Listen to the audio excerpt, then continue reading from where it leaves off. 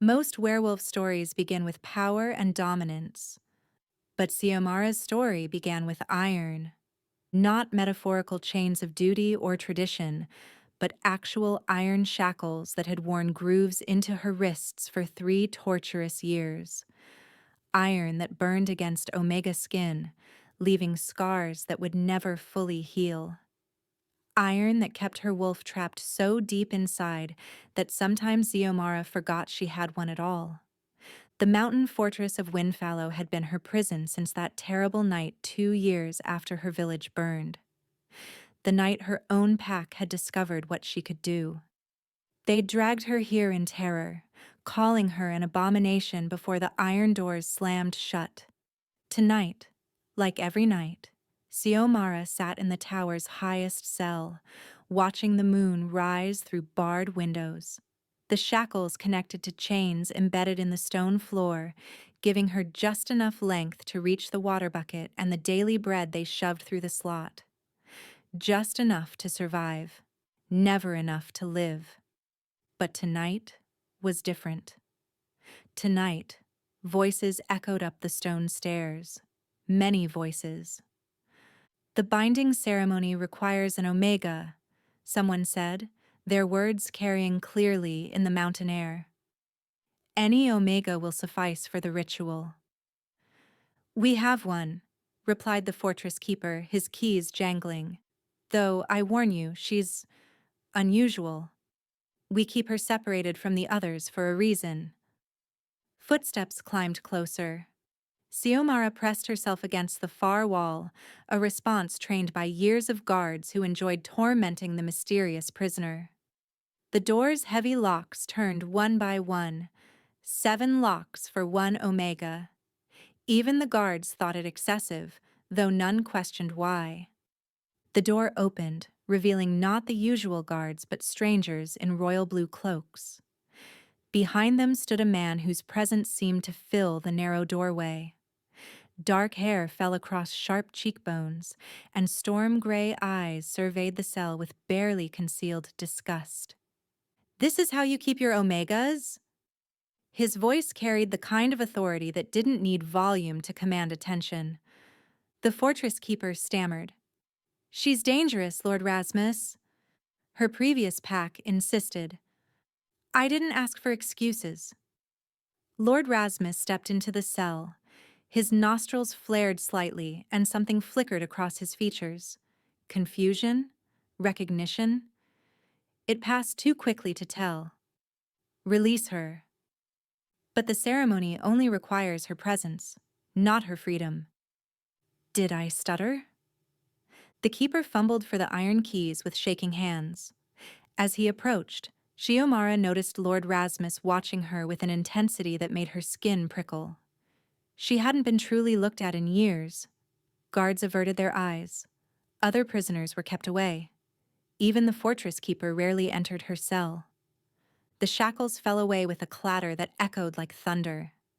Xiomara's wrists screamed as blood rushed back to areas long restricted. She bit her lip to keep from crying out, tasting copper as her fangs, longer than a typical omega's, pierced the tender flesh. "Can you walk?" Lord Rasmus asked, his tone softer now. Xiomara nodded, though her legs trembled as she stood. The limited movement had left her muscles weak, her body thin. But she would walk out of this cell even if she had to crawl. "What's your name?" She opened her mouth, then closed it. When had she last spoken? The words felt foreign on her tongue. "Xiomara," she managed, her voice rough as sandpaper. "Xiomara." He tested the name, and something in his expression shifted. "You're coming with us. King Zephyrian requires an omega for the lunar ceremony 3 days hence." The king. Xiomara's mind reeled. King Zephyrian Valdris was legendary even in the mountain fortress, the alpha who had united the fractured kingdoms, the wolf who could shift at will, even during the new moon when others were powerless. The mateless king who refused all arrangements, driving the council to desperate measures. They wrapped her in a cloak that smelled of pine and winter wind. Every step down the tower stairs was agony, but Xiomara forced herself forward. She had dreamed of leaving this place. She wouldn't falter now. The courtyard held more surprises. A royal caravan waited, banners bearing the Valdris coat of arms, a silver wolf beneath a crescent moon. But it was the woman standing beside the largest carriage that made Diomara's blood freeze. Tall and elegant, with white blonde hair twisted into an elaborate crown braid, the woman wore the deep purple robes of a high priestess. Even from a distance, something about her presence felt wrong, like looking at a beautiful painting and slowly realizing the paint was mixed with blood. High Priestess Lysandra. Though they'd never met directly, Sayomara knew that face from the worst night of her life. The woman who had orchestrated the attack on her village. The woman who had killed her mother. Lysandra's pale blue eyes found Xiomara's, and the smallest smile curved her lips. A predator recognizing prey it had been tracking for years. "The Omega appears adequate," Lysandra said smoothly, though her gaze lingered on Sayomara's scarred wrists. "Though I question bringing damaged goods before His Majesty." "The king's requirements were specific," Lord Rasmus replied, an edge to his voice. "An unmated Omega of birthing age. Nothing more." Still, Lysandra stepped closer, and Sayomara caught the scent of bitter herbs and something else. Something that made her dormant wolf suddenly stir. A wrongness, like flowers growing from a grave. Perhaps we should test her wolf. Ensure she can still shift. A wolfless Omega would be useless for the ceremony. Panic flared in Xiomara's chest. She hadn't shifted in 3 years.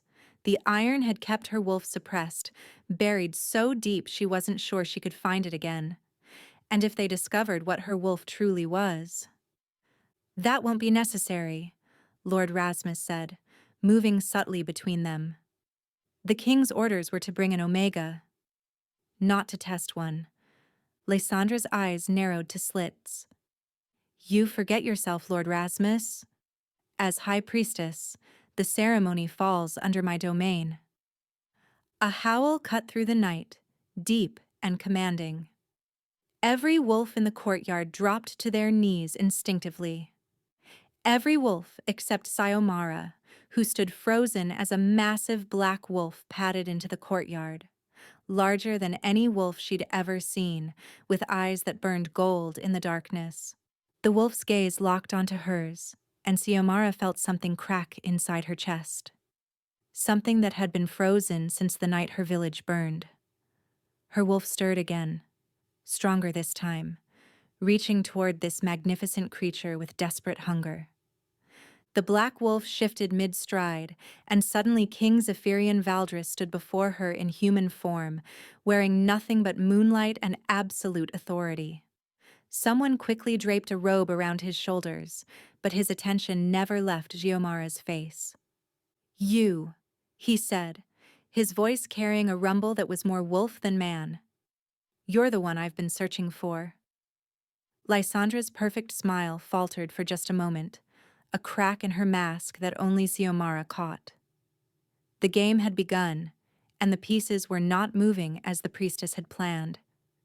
"You're the one I've been searching for." The king's words hung in the mountain air like a challenge to fate itself. Xiomara's knees trembled, but she forced herself to remain standing. Years of surviving iron chains had taught her that showing weakness invited predators. "Your Majesty," High Priestess Lysandra interjected smoothly, recovering her composure. "Perhaps we should discuss the ceremony preparations. The moon will be at its apex in 3 days." "Leave us," King Zephyrian commanded without taking his golden gaze off Xiomara. "But the ritual requires..." "I said leave." His voice carried an alpha command that made even Lysandra step back. "All of you, Lord Rasmus, ensure our guest has proper chambers, not the servant quarters, the sapphire wing." Gasps rippled through the assembled wolves. The sapphire wing was reserved for visiting royalty and the king's family, though he had none left. Lord Rasmus bowed. "The ceremonies, Your Majesty. The council expects. The council expects me to perform their binding ritual with whatever omega they've procured." "Fine, but I'll prepare her myself." Zephyrian's attention never wavered from Sayomara's face. "No one else touches her. No one else speaks to her without my permission. Is that understood?" The courtyard emptied with remarkable speed, though Sayomara caught Lysandra's lingering stare. Cold calculation mixed with something else. Hunger, perhaps, or recognition of prey that might become predator. When they were alone, Zephyrian stepped closer, and Sayomara's dormant wolf pressed against the barriers 3 years of iron had built. "Your wrists," he said quietly, his fingers hovering near but not touching the angry scars. "Iron shackles." "How long?" "3 years in chains," she whispered. "5 since my village burned." His jaw clenched. "Your pack did this?" She nodded, unable to explain that it hadn't been cruelty but terror that motivated them. They'd seen what she became that night 2 years after her mother's death, when grief and rage finally exploded outward, what she was capable of when pushed too far. "Follow me," he said, turning toward the castle. Then, softer, "Please." The please undid something in her chest. Alphas didn't say please to Omegas. Kings certainly didn't say please to prisoners. The sapphire wing was a dream of luxury that made Sayomara dizzy. Soft carpets beneath her bare feet, warm air that didn't smell of mold and desperation, windows without bars. The bathing chamber alone was larger than her cell had been. "Bathe. Eat. Rest," Zephyrian instructed, gesturing to the spread of food already waiting. "The ceremony is in 3 days. You'll need your strength." He turned to leave, then paused at the doorway. "That priestess. You recognized her." It wasn't a question. Sayomara's silence was answer enough. "She won't harm you here," he said. "You have my word."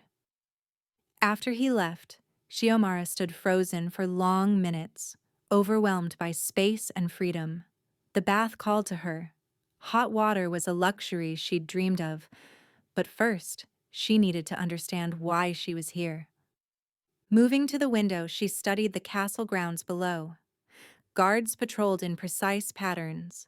Servants scurried between buildings. And there, in the eastern tower, lights blazed from what could only be the temple where the ceremony would occur in 3 days' time. The binding ceremony. She'd heard fragments about it from gossiping guards. An ancient ritual that would force a mate bond between the king and a chosen Omega, ensuring an heir for the kingdom. The council had grown desperate after Zephyrian refused every political match for 7 years. But why her? Why pull a damaged, imprisoned Omega from a mountain fortress when there were hundreds of willing candidates? A knock interrupted her thoughts. A servant girl entered, eyes downcast, carrying fresh clothing. "From His Majesty," she whispered, setting down garments of deep blue silk. "He says to tell you these will help." She gestured to items Sayomara hadn't noticed. Silver bands designed to cover her wrist scars, a decorative collar that would hide her neck, gloves of the finest leather. But there was something else, barely visible, faint markings on the inside of each piece. Runes of protection, she realized. Old magic, the kind her mother had once whispered about. "Help with what?" Sayomara asked. The servant girl glanced nervously at the door.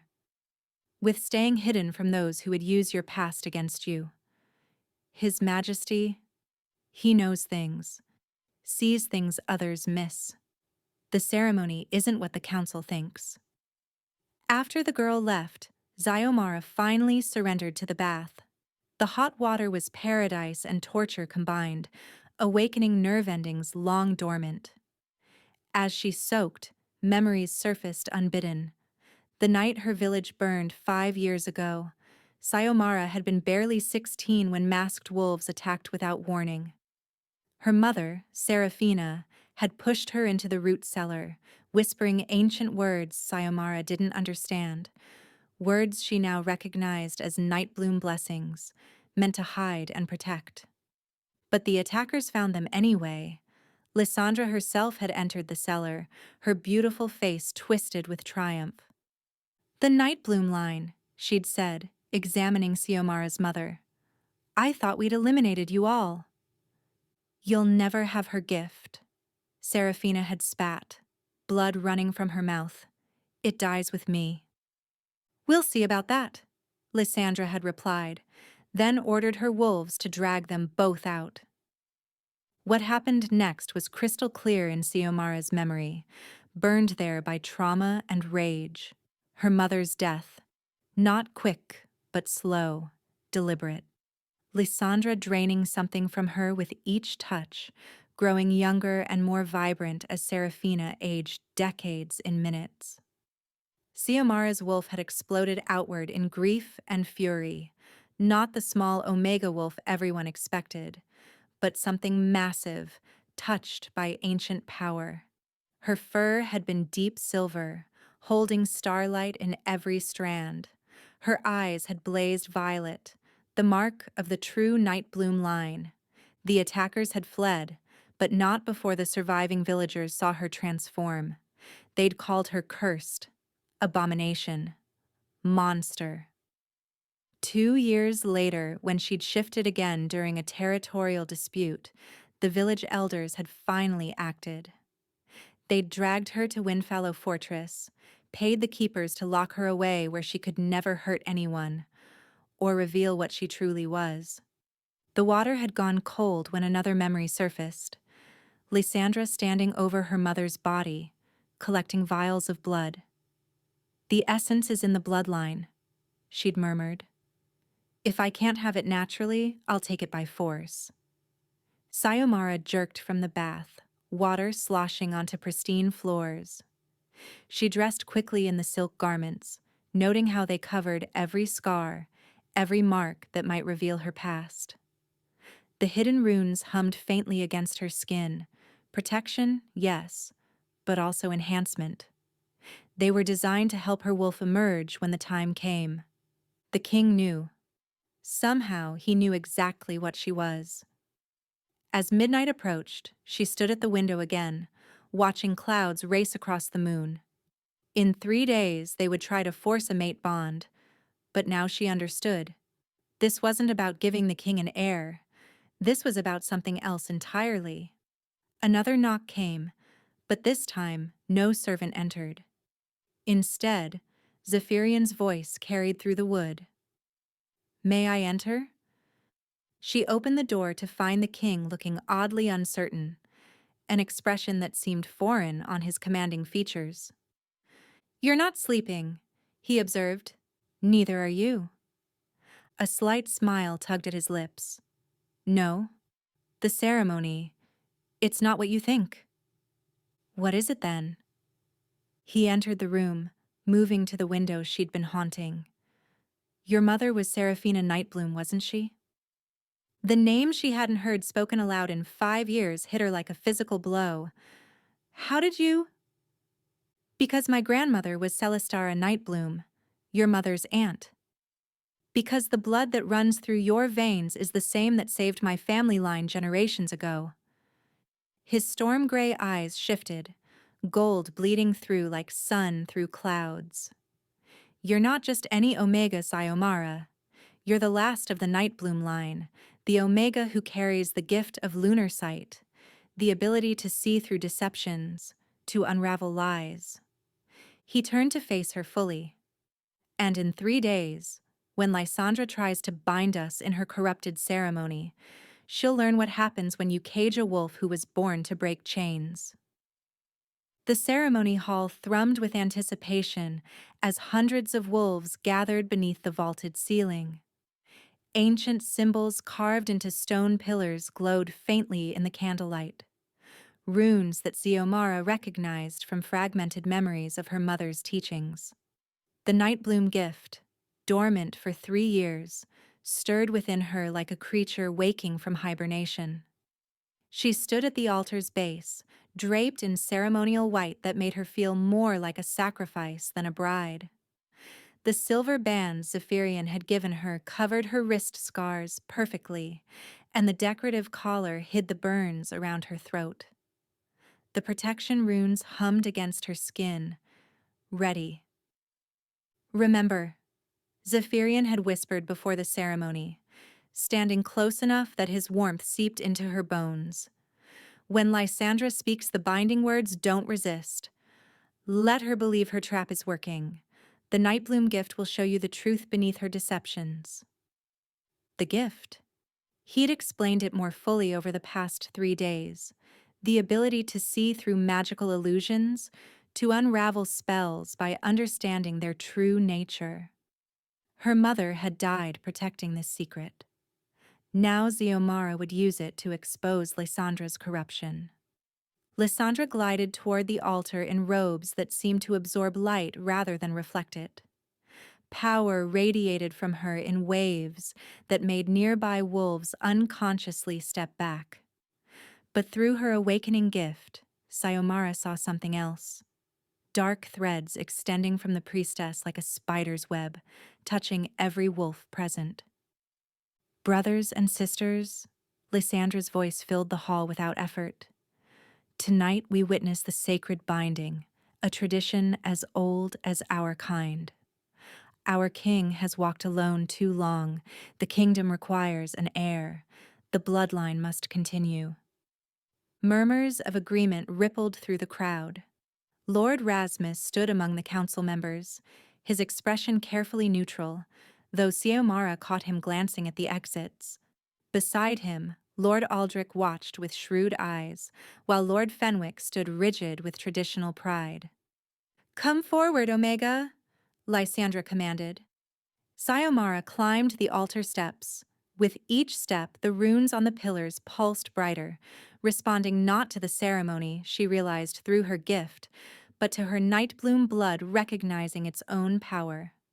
Zephyrian already waited at the altar's summit, magnificent in black ceremonial armor.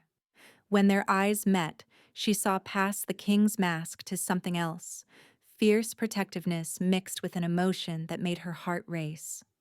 "Your hand," Lysandra instructed. The moment Xiomara extended her palm, Lysandra grabbed it with surprising strength. Pain shot through her arm as the priestess's nails drew blood. Several drops fell onto the altar stone, and the runes blazed to life. But through her gift, Xiomara saw the truth. The runes weren't part of the original ceremony. Lysandra had corrupted them, twisted them into conduits for stealing power. "Ancient blood recognizes ancient blood," Lysandra murmured, too low for the crowd to hear. Her eyes glittered with triumph. "The last Nightbloom in my grasp at last." "Proceed with the ceremony," Zephyrian said sharply. Lysandra's smile was poison-sweet. "Patience, Your Majesty. The ritual requires precision." She released Xiomara's hand and raised her arms. Behold, the lost bloodline returned. Through her gift, Xiomara suddenly saw the full scope of Lysandra's plan. Shadow threads weren't just touching the wolves, they were draining them, siphoning tiny amounts of power from each. The ceremony wasn't to bind her and Zephyrian. It was to bind the entire kingdom's power to Lysandra's will.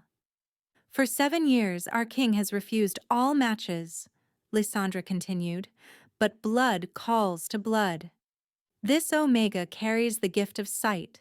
Their union will herald a new age.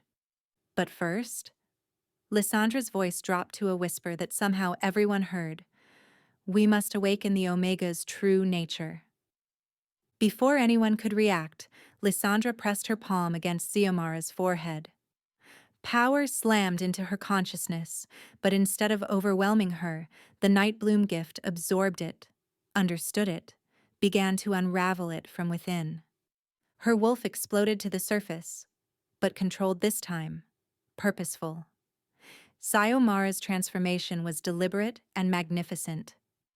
Her wolf form stood equal to Zephyrian's alpha height. Her fur wasn't common brown or gray, but deep silver that held constellations in every strand. Her eyes blazed violet, the mark of the night bloom line, the color that hadn't been seen in decades. The crowd recoiled. Several wolves shifted instinctively, pressing against walls. "Impossible," someone whispered. But Lysandra laughed, cold and triumphant. "Not impossible. Evolution." The Nightbloom Omegas were never weak. They were seers, truth-bringers, unravelers of lies. She pulled out a black crystal from her robes, its surface crawling with trapped shadows. "And now, with the last Nightbloom under my control, I can finally complete the grand binding. Not just one wolf to another, but an entire kingdom to my will." Through her gift, Sayomara saw the crystal's true nature, woven from the life force of dozens of murdered Nightblooms, including her own mother. But she also saw its fatal weakness. The crystal required willing submission to work, and Sayomara would never submit to her mother's killer. "No," she said, her human voice emerging from her wolf throat, a Nightbloom ability Lysandra hadn't expected. "I see you now, Lysandra. I see what you've stolen, what you've corrupted. The shadows you command are built on murdered dreams, and I reject it all." The crystal began to crack, hairline fractures spreading across its surface like breaking ice. "Impossible!" Lysandra snarled, pouring more power into it. But Sayomara's gift was already unraveling the ceremony from within, following the shadow threads back to their source, severing Lysandra's connections to the stolen power she'd accumulated over decades. Each thread snapped with a sound like breaking violin strings. Zephyrian shifted to his wolf form, moving to stand beside Sayomara. His black fur seemed to absorb light while hers reflected it, shadow and starlight united. "Did you really think," he rumbled, "that I would bring the last Nightbloom here without knowing exactly what you planned?" The altar stone split down the middle with a sound like thunder. The corrupted runes flickered and died. And Lysandra's black crystal shattered completely, releasing decades of stolen life force back into the world. The explosion of released power sent Lysandra flying backward, her beautiful mask finally cracking to reveal the monster beneath. The shattered crystal released something unexpected. Not darkness, but memories. Decades of stolen moments from murdered Nightblooms flooded the ceremony hall in vivid, undeniable detail. Every wolf present saw the truth. Lysandra systematically hunting the bloodline, draining their gift, building her power on genocide. Through the cascade of memories, Sayomara saw her own mother's final moments, not just her death, but her defiance. Serafina had known what was coming. She'd hidden something in her daughter, a seed of power that would only bloom when the time was right. "Murderer!" someone in the crowd shouted. Others took up the cry. Lysandra staggered backward, her beautiful facade cracking like porcelain. Without the stolen power sustaining her, her true age began to show. Lines deepening, hair dulling, centuries of artificial youth melting away.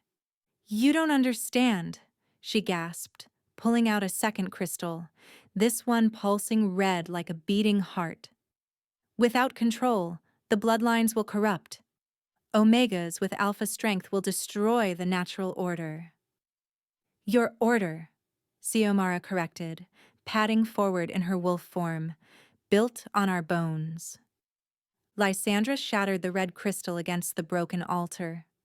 Crimson mist exploded outward, and every wolf in the hall suddenly shifted against their will, except Xiomara. Her Nightbloom gift saw through the compulsion, remained free. But she did something unexpected. Instead of fighting the mist, she breathed it in, let her gift analyze and transform it. The compulsion became revelation. Every wolf touched by the mist suddenly saw their own power clearly, without the limitations tradition had imposed. "What are you doing?" Lysandra shrieked. "What my mother prepared me for," Xiomara replied, her voice carrying both human and wolf tones. "She knew you would use this weapon, so she taught me to turn poison into medicine." The red mist transformed, becoming silver light that revealed truth instead of compelling obedience. Omegas throughout the hall gasped as they felt their true strength for the first time. Alphas stumbled as they realized their dominance had been artificially enhanced by suppressing others. Lord Rasmus was the first to recover, his brown wolf form larger than before, but somehow more balanced. "The old teachings were lies," he said, wonder in his voice. They cornered Lysandra in the temple's inner sanctum where she kept her collection. Hundreds of vials containing blood, essence, and fragments of power stolen from generations of victims. "This is my life's work," she shrieked, standing before the collection. "Centuries of perfecting the bloodlines, controlling evolution, maintaining balance." "This is grave robbing," Xiomara said, shifting back to human form. The ceremonial dress had been destroyed in her transformation, but she felt no shame. She was done hiding. "Every vial is a life you stole." Lysandra pulled out a third crystal, white as bone, covered in ancient runes. "This contains your mother's essence," she hissed, "her gift, preserved and concentrated. I'll drink it myself if I must, become a Nightbloom through consumption rather than birth." The crystal began to glow, and Xiomara felt her mother's presence, trapped, tortured, but somehow still aware. "Mother," she whispered, and her violet eyes blazed brighter than ever. The Nightbloom gift erupted from her with unprecedented force, not attacking Lysandra, but calling to every stolen essence in the room. The vials began to sing, a harmonious chorus of the murdered finally given voice. "What are you doing?" Lysandra screamed, clutching the white crystal tighter. "What my bloodline was meant to do," Xiomara replied, setting the truth free. Every vial shattered simultaneously. The released essences didn't dissipate. They converged on Lysandra, showing her the truth of every life she'd taken, forcing her to experience every death from the victim's perspective. Lysandra collapsed, screaming, aging decades in seconds as the weight of her crimes crashed down upon her. The white crystal fell from her grasp, and Xiomara caught it gently. Inside, she felt her mother's essence, finally free from corruption. The presence wrapped around her like a warm embrace, whispered words of love and pride, then dissolved into peaceful light that settled into Xiomara's bones, not possessing, but strengthening what was already there. "It's over," Zephyrian said, pulling a robe around Xiomara's shoulders. But the sanctum doors burst open. Lord Rasmus stood there, bloodied but determined. "Your Majesties, we have a problem. The transformation, it's spreading beyond the castle. Every wolf in the kingdom will be affected within hours." Xiomara looked at the empty vials, the broken crystals, the withered form of Lysandra barely breathing on the floor. "No," she said firmly, "it's not over. It's just beginning." She turned to Zephyrion. "Your grandmother, Celestara, she was a Nightbloom. That means you carry the gift too, dormant but present." His eyes widened, storm gray shifting to show flecks of gold. "That's impossible. The gift only manifests in Omegas." "Another of Lysandra's lies," Xiomara interrupted. The gift manifests in those who embrace both strength and sight, dominance and wisdom. Alpha or Omega doesn't matter. Only balance does. She took his hands, feeling the protection runes he'd given her respond to his touch. Together, we can guide the transformation. But it means completing our bond, not through ceremony or force, but through choice. True mates, equal in power. Zephyrian didn't hesitate. Yes. Their bonding was nothing like the elaborate ceremony Lysandra had planned. It was simple, primal, true. They bid each other simultaneously, marking themselves as equals. The moment their blood mingled, Zephyrian's dormant gift awakened with a flash of violet in his eyes. Together, their combined power swept outward like a silver-gold wave, not controlling the transformation, but guiding it, helping every wolf find their true balance between strength and wisdom. Across the kingdom, wolves stopped fighting their changes and embraced them. Omegas discovered strength, alphas discovered empathy, and many found themselves somewhere in between. A new designation that had no name yet, but didn't need one. When it was done, they stood together in the ruined sanctum, truly bonded, truly equal. "What do we do with her?" Rasmus asked, gesturing to Lysandra's withered form. Sayomara looked down at the woman who had destroyed so many lives. "Let her live," she decided, "in the same cell that held me. Let her experience what she inflicted on others, but with one difference. We'll leave the door unlocked. Her only prison will be the weight of what she's done." As guards carried Lysandra away, she laughed weakly. "You think you've won? Other kingdoms will never accept Omega equality. They'll come for you?"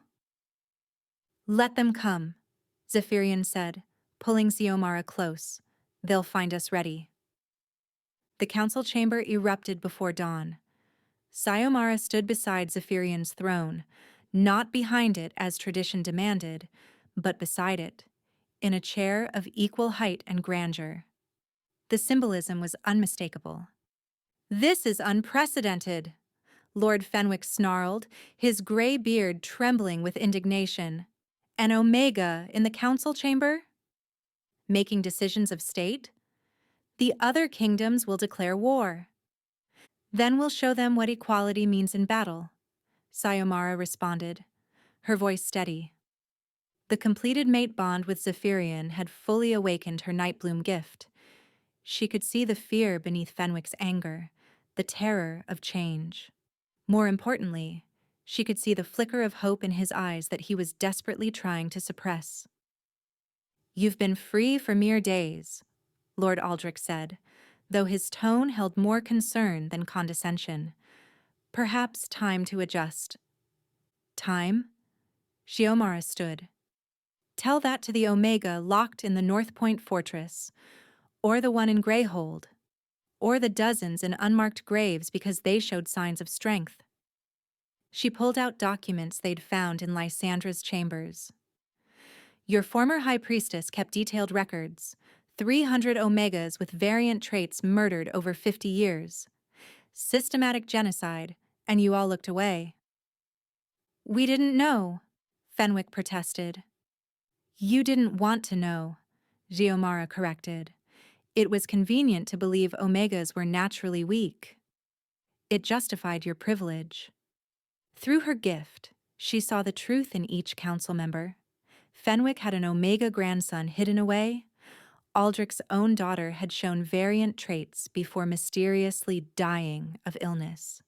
They all carried secrets, shame, complicity. Zephyrian stood, his presence commanding instant attention. "The Queen speaks truth, and changes begin today. Every Omega in chains will be freed. Every law declaring Omega inferiority will be rewritten." "The other kingdoms will unite against us," Lord Aldrich warned. "King Cassius of Ironhold has already mobilized his armies. He's bringing something, spelled weapons designed to suppress the transformation." A knock interrupted them. A guard entered, looking shaken. Your Majesties, 3 Omegas from the mountain fortress have arrived. They say the liberation has begun. The 3 Omegas who entered bore familiar scars. The eldest, white-haired despite her youth, stepped forward. Your Majesty, she addressed Xiomara, bowing slightly. I'm Thessa. These are Corvain and Era. We were in the cells below yours. Stand tall, Xiomara said gently, moving forward to clasp Thessa's hands. We don't kneel anymore. Thessa's eyes filled with tears. Is it true? What we felt 3 nights ago when the crystals shattered. The awakening? Show them, Xiomara said. Thessa shifted, her wolf massive, pure white with eyes like Arctic storms, not quite as large as Xiomara's silver form, but far beyond what any Omega should possess. The council members pressed against the walls in shock. Impossible, Fenwick gasped. No, Xiomara said, her gift showing her the truth. Natural. What Lysandra suppressed is returning. And you, Lord Fenwick, know this better than most. Your grandson, he's not at a distant academy, is he? Fenwick went pale. How did you? The Nightbloom gift sees truth through deception. He's in the Eastern Estate, locked away because you feared what people would think of an Omega Fenwick. Her voice gentled. But he doesn't have to hide anymore. None of them do. Before Fenwick could respond, a commotion erupted outside. Guards rushed in. Your Majesties! King Cassius has arrived with 500 soldiers. He has 40 Omegas in chains, and weapons that burn like iron but worse. He demands the Omega Queen surrender for crimes against nature. That was fast, Rasmus muttered. He was already coming, Xiomara realized, her gift revealing the truth. Lysandra summoned him before the ceremony as insurance. She promised him something. Me. They moved to the castle walls. Below, King Cassius waited with his army. Between them, 40 Omegas knelt in chains that glowed with unnatural light, spelled iron, designed to hurt even awakened wolves. Xiomara Nightbloom, Cassius called out, his voice magically amplified. You've perverted the natural order. Surrender yourself, or I execute 1 Omega every hour. Xiomara felt the chained Omega's pain through her gift, but also something else. Nascent power stirring, fighting against the spelled chains. The awakening couldn't be fully suppressed, even by enhanced iron. Thessa, she said quietly, can you fight? Thessa smiled, all teeth. We've been fighting for years.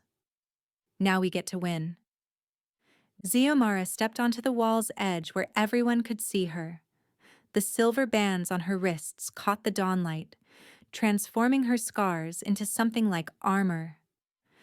King Cassius, she called back, you brought chained Omegas to my door.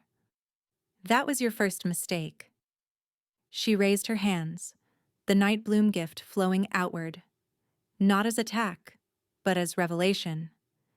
Every Omega in the city felt it, and hundreds began climbing the walls to stand with her. But more than that, she sent her power toward the spelled chains, understanding their construction through her gift.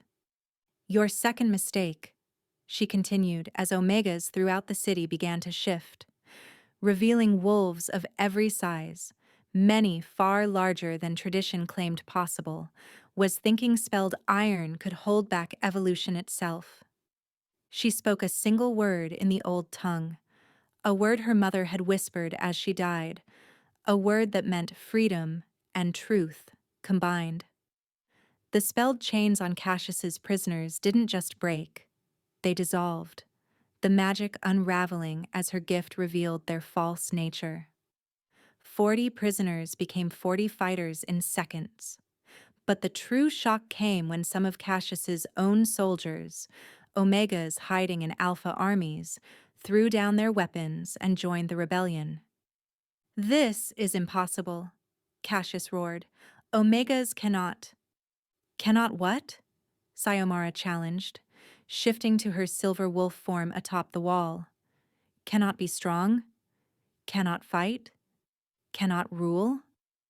She leaped from the wall, an impossible height that should have shattered her bones, but the awakened power and her mother's final gift carried her safely down. Zephyrian followed, his black wolf landing beside her silver one, and together they faced the Ironhold army. But they weren't alone.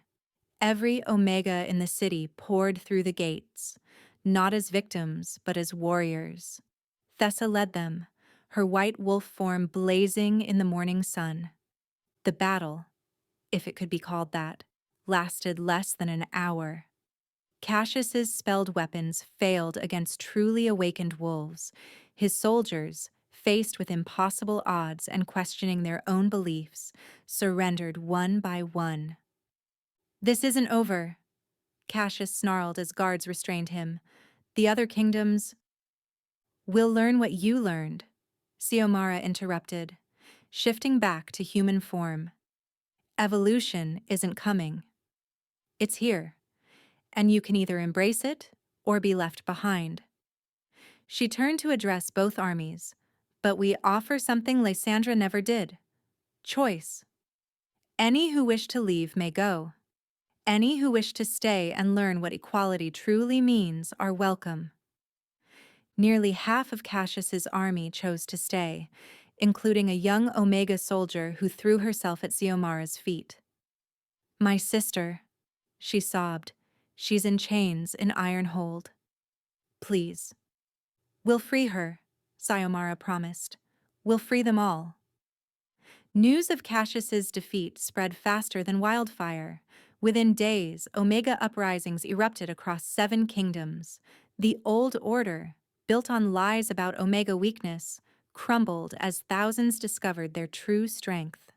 But more than that, alphas were discovering that true strength didn't require dominance. In the Great Hall where Xiomara had nearly been executed, representatives from every kingdom gathered. Not just alphas now, Omegas stood as equals, voices finally heard. "The Northern Alliance offers terms," announced Queen Corvina, one of the few progressive rulers. "Full Omega equality in exchange for shared knowledge of the awakening." "The Eastern Kingdoms resist," Lord Hadrian reported. "They're using new weapons, not just spelled iron, but something that targets the transformation itself." Through her gift, Xiomara saw the truth. They're using Lysandra's research. She had contingency plans. She stood, addressing the assembly. "Then we show them that evolution can't be stopped by weapons or walls." "You're suggesting Continental war?" Old Lord Fenwick asked, though his tone had changed dramatically. His Omega grandson Tavian now sat beside him, freed and proud, the young wolf's unusual green eyes marking him as another variant. "I'm suggesting continental evolution," Xiomara corrected. "Peaceful, if possible, but freedom isn't negotiable." Zephyrian took her hand, their bond humming with shared purpose. Through their connection, she felt something new, a third heartbeat, faint but distinct. Their child, already carrying the combined gifts of both bloodlines. "The Queen speaks for both of us." "For all of us," Zephyrian declared. A young Omega messenger burst in, bearing burns from spelled weapons. "Your Majesties." "The Eastern armies. They have something new. A device that forces wolves back into human form and keeps them there. They're marching on 3 fronts." Xiomara closed her eyes, letting her gift expand outward, seeing the truth across vast distances. "They're afraid," she said softly, "so afraid that they're willing to destroy their own people to maintain control." "Then we stop them," Thessa said firmly. As the new general of the freed Omega forces, she'd proven herself brilliant in both strategy and combat. "No," Shiomara said, surprising everyone. "We don't stop them. We transform them." She turned to the assembly. "Every weapon they create is based on fear of what we are. But what if we show them what we're becoming? Not just Omegas rising or Alphas falling, but something new entirely." "You're speaking of the third designation," Lord Aldrich said slowly. "The ones who are neither Alpha nor Omega, but something between." "Not between," Xiomara corrected. "Beyond. The awakening isn't just making Omegas stronger. It's revealing that our classifications were always false. We're all just wolves, each unique, each valuable." She stood, power radiating from her, not dominance, but invitation. "Who will come with me?" Not to fight, but to show them what unity looks like. The response was immediate. Hundreds rose, Alphas, Omegas, and those who had discovered they were neither. Even Lord Fenwick stood, his aged joints protesting. "My grandson sees truth in colors," he said quietly. "A gift we tried to suppress. No more hiding." The final confrontation took place on the Blood Moon Plain, where legend said the first wolves were born. 3 Eastern kingdoms had united, bringing 10,000 soldiers and machines designed to suppress wolf nature itself. But Xiomara had a different plan. As the armies faced each other, she stepped forward alone, Zephyrian at her side. The spelled weapons turned toward them, humming with malevolent energy. "You fight to preserve a lie," she called out, her voice carrying across the battlefield. "But truth can't be killed with machines." She began to sing, not with power but with pure emotion. The song her mother had sung while dying, a night bloom lament that spoke of love transcending death, of truth surviving all attempts to bury it. One by one, others joined her. Thessa's strong voice, Corvain's deep harmony, even Lord Fenwick's weathered tone. The song spread through their ranks, then beyond. Across the field, Omegas in the Eastern armies began to respond. Their suppressed wolves stirred, fighting against the machine's influence. But more than that, Alphas began to feel it too, the artificial inflation of their dominance cracking. "Silence them," the Eastern kings commanded. But how do you silence a truth that lives in every heart? The machines overloaded one by one, unable to suppress what was not a transformation, but a revelation. Wolves across the battlefield didn't just shift, they discovered their true forms. Some remained unchanged, others grew or shrank, and many found themselves in forms that defied all classification. The battle never truly began. It ended with recognition, wolves seeing themselves clearly for the first time. King Erasmus of the Eastern Alliance fell to his knees, his own transformation revealing him to be not the pure alpha he'd claimed, but something more complex. "We were so afraid," he whispered. "Fear is forgivable," Xiomara said, helping him stand. "Cruelty isn't. You'll abdicate. Councils with equal representation will rule, not just Alpha and Omega, but every variation of wolf." As the kingdoms restructured, Xiomara stood with Zephyrian on the same castle wall where she'd first shown her true form. Her hand rested on her growing belly, where their twins grew, children who would be born into a world without chains.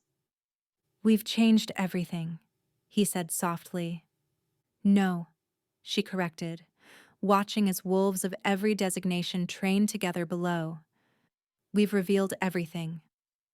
The truth was always there, waiting to be freed." Thessa approached, now bearing the title of Marshal General. "Your Majesties, Lysandra has requested an audience. She says she has information about the prophecy." They found Lysandra in her unlocked cell, withered beyond recognition. She hadn't tried to leave. The weight of her crimes kept her imprisoned more surely than any chains. "You're pregnant," she observed immediately. "Twins, if I'm not mistaken." "Speak your piece," Zephyrian said coldly. Lysandra laughed bitterly. "There was a prophecy I tried to prevent. When Nightbloom and Valdris blood unite, the children born will end the age of classifications entirely. They won't be alpha or omega or anything in between. They'll be something new. The first of a new evolution." "Good," Sayomara said simply. Lysandra's eyes widened. "You don't understand. Everything will change. Every tradition, every structure." "Everything already has changed," Sayomara interrupted. "You're just the last to accept it." She turned to leave, then paused. "The door remains unlocked, Lysandra. You're free to leave whenever you choose to forgive yourself. But that's a chain only you can break." 1 year later. The great hall bloomed with celebration unlike any before. Wolves of every designation and those who claimed no designation at all mingled freely. The old hierarchies had dissolved into something organic, natural, free. Sayomara stood on the balcony, her twins sleeping in her arms. The boy's eyes held violet flecks within gold, a perfect blend of his parents' gifts. The girl's fur, when she shifted, was black shot through with silver constellations. Both were something entirely new, neither alpha nor omega, but simply themselves. "The Continental Council ratified the Freedom Charter," Zephyrian said, joining her. "Unanimous vote. Even the former Eastern Kingdoms agreed." "And Lysandra?" "Still in her cell, though Thessa reports she's been helping some of the newly awakened to understand their gifts. Perhaps redemption is possible, even for her." Below them, the training grounds showed the new reality, wolves learning from each other regardless of size or traditional designation. Tavian, Lord Fenwick's grandson, taught others to see the emotional colors he perceived. Era had discovered she could help wolves find their true forms through song. "Your Majesties," Thessa approached, her white fur now bearing silver markings, a sign of her growing power. "The memorial is ready." They walked to the new garden, where a statue stood.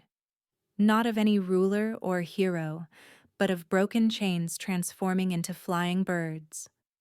Below it, an inscription. "In memory of all who died for the crime of being themselves. In celebration of all who live free. The age of chains has ended. The age of truth has begun." Sayomara knelt, placing a silver flower at the memorial's base, a hybrid bloom that shouldn't exist, like so many of them. "For you, Mother," she whispered. "We did it." As the sun set, painting the sky in impossible colors, hundreds of wolves howled together, not in dominance or submission, but in pure joy. The sound carried across the continent, reaching every kingdom, every fortress, every heart that had ever yearned to be free. In her unlocked cell, Lysandra heard the howl and finally stood. For the first time in a year, she stepped through the open door, tears streaming down her ancient face. The twins stirred in Sayomara's arms, their young voices joining the howl. Not wolf or human, but something altogether new. The sound of evolution itself, of a future without chains, of truth finally, completely, eternally free. The silver moon rose full and bright, blessing a world remade not through force, but through the simple, revolutionary act of letting every wolf be exactly who they were meant to be.